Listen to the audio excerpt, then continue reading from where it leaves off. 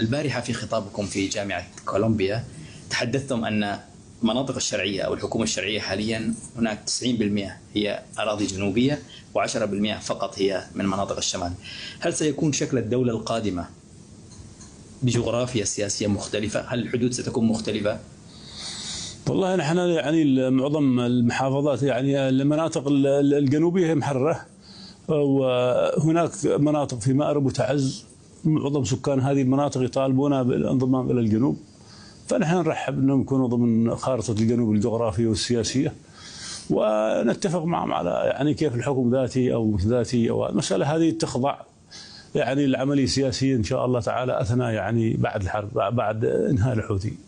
هل سيكون اسم اليمن موجود؟